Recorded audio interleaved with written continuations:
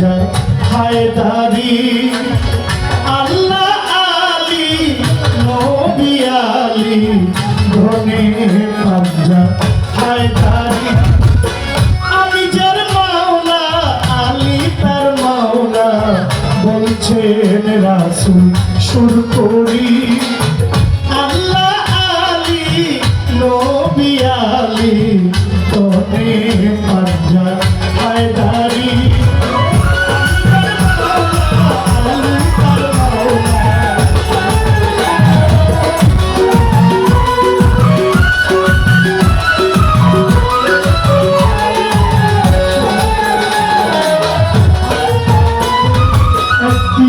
গাদিরে খুমের ভিতরে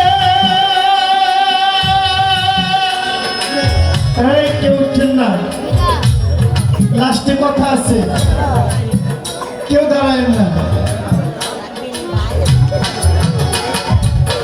একদিন গাদিরে খুমের ভিতরে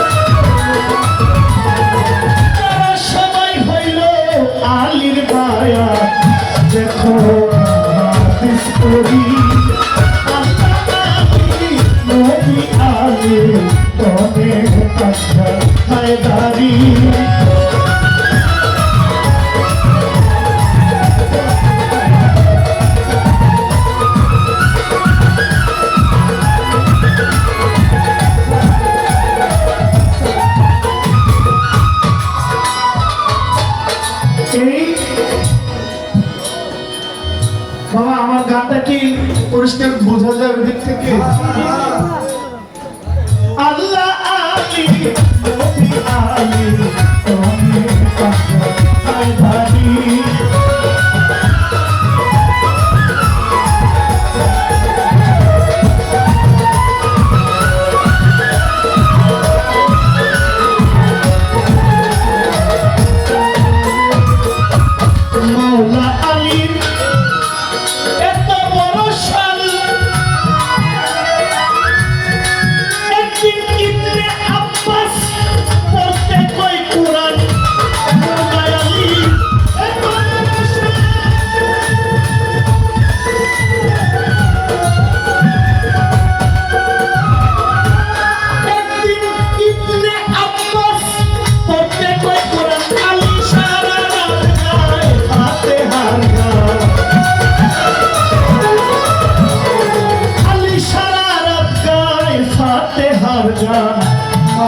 উল্লু সত্তারি আল্লাহ আলী নবী আলী তোমে পাগল হায়দারি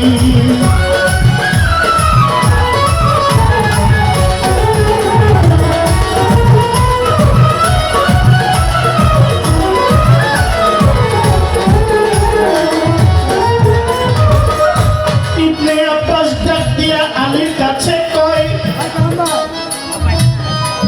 ইবনে আব্বাস ডাক দিয়া আলীর কাছে কয়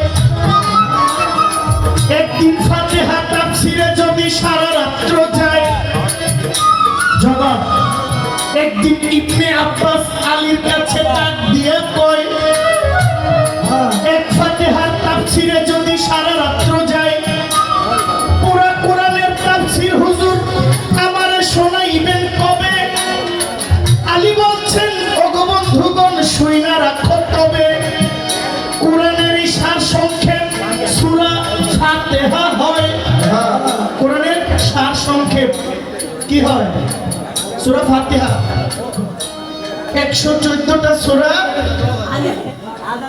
একটা সূরা হইল শুধু আল্লাহর সম্মান এটা হইল সূরা ফাতিহা উম্মুল কোরআন আলহামদুলিল্লাহি রাব্বিল আর রহমানির রহিম মালিক ইয়াউমিদ্দিন ইয়াকা না'বুদু ওয়া ইয়াকা নাস্তাঈন ইহদিনাস সিরাতাল মুস্তাকিম সিরাতাল লাযীনা আন'আমতা আলাইহিম গায়রিল মাগদুবি আলাইহিম ওয়ালা দাল্লিন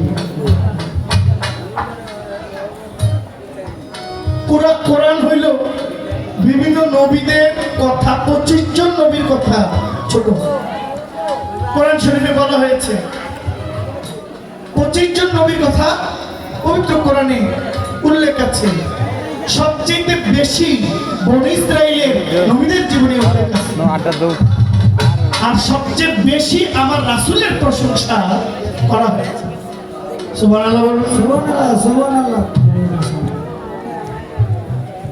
এই 113টা সূরা একদিকে আর সূরা ফাতিহা একদিকে সূরা ফাতিহা হলো কোরআনের জননী মাওলা আলীকে ইবনে আব্বাস জিজ্ঞেস করতেছে হুজুর একদিন পুরো কোরআন শরীফ আমাদেরকে শোনাইবেন না কি বলছে আলী বলছে ওগো বন্ধুগণ শুইনা রাখো তবে কোরআনের সার সংক্ষেপ এই ফাতিহা হয় এই ফাতিহার সার সংক্ষেপ বিসমিল্লাহ রয় বিসমিল্লাহর সার সংক্ষেপ বে হরফ হয় এই বে হরফের নিচের নুকতা আমি মাওলা আলী শুনে নাও বিষয়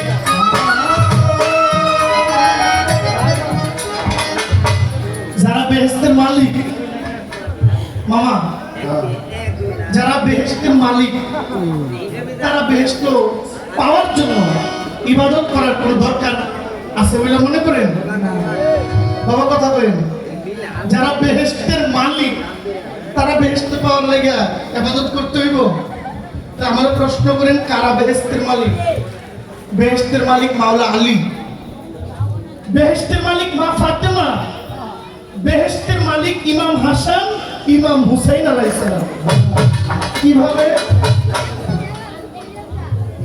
এই সামনে পেলে মোটা বসা করা যাইব না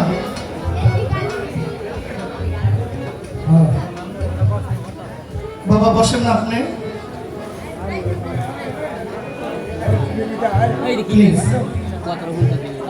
নারীদের সর্দার আপনারা বিরক্ত হইতেছেন নাকি একদম না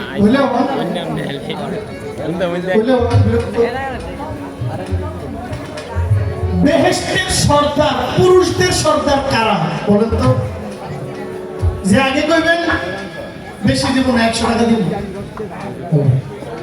যে আগে কইবেন বেহেশতের সর্দার কারা পুরুষদের সর্দার কে আসেন এদিকে আসেন লাটে ভাইছে লাল গিন্নি ফুটবল আনতে খুশি হয়েছি তো এটা আমি আপনার 100 টাকা দেই নাই আমি আপনার দোয়া করছি আমার তো 100 টাকা নেওয়া খুব কঠিন বিষয়।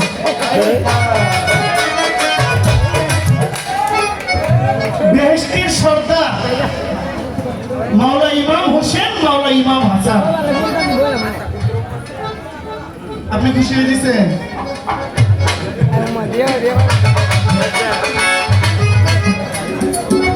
আচ্ছা, নারীদের সর্দার বেহেশতে নারীদের নেতৃত্ব দিবেন কে বলেন? মাশাআল্লাহ, তাহলে আমি কয়জনে ডেকে দিব?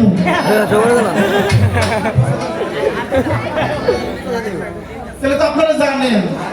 তো বেহেশতে নারীদের সর্দার যদি নেতৃত্ব যদি মা ফাতেমা দেন, পুরুষদের নেতৃত্ব যদি মাওলা ইমাম হাসান, মাওলা ইমাম হোসেন দেন, তাহলে তাদের এই দুজনের জন্মদাতা এবং গর্ভধারিণী হইল হযরত আলী, মা ফাতেমা। তাহলে বেহেশতের মালিক কে? কে? তারা না? তাহলে তারা বেহেশতে পাওয়ার লাগে ইবাদত করার দরকার আছে না। এই কথা যে কইব তার ঈমান নাই, ফেরে যারা সাপোর্ট করবে এগুলো ঈমান নাই। নামাজের মধ্যে নবীর আহলে বাইতকে সালাম দেওয়া হয়। আল্লাহুম্মা সাল্লি আলা সাইয়্যিদিনা, আল্লাহুম্মা সাল্লি আলা মুহাম্মদ ওয়া আলা আলি মুহাম্মদ ওয়া আলা আলি মুহাম্মদ। আলে আহলে আলে মুহাম্মদ, মুহাম্মদ এবং মুহাম্মদের বংশধরকে দুরূদ করতে হয়, সালাম দিতে হয়। দুরূদ শরীফ না পড়লে নামাজ হইব না। ওয়া আলা আলি মুহাম্মদ, তাহলে আলে কে? আলে মানে আহলে বাইত। ওয়া আলা আলি মুহাম্মদ কামা সাল্লাইতা আলা ইব্রাহিম ওয়া আলা আলি ইব্রাহিম ইন্নাকা হামিদুম মাজিদ। বাহ বাহ, কঠিন কথা, কঠিন কথা। তাহলে নবীর বংশধরকে প্রত্যেক ওয়াক্তে সালাম দিতে হয়, দুরূদ পড়তে হয়, নাহলে নামাজটা হয় না। তাহলে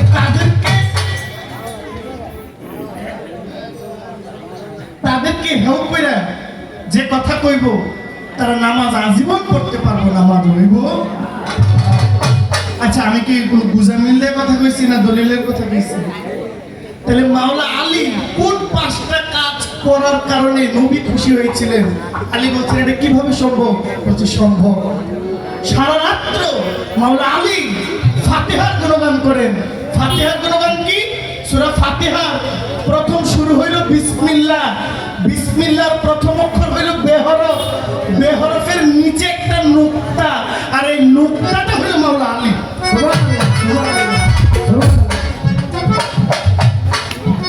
আরেকটা কথা মামা, রাসূল মেরাজে গেছে।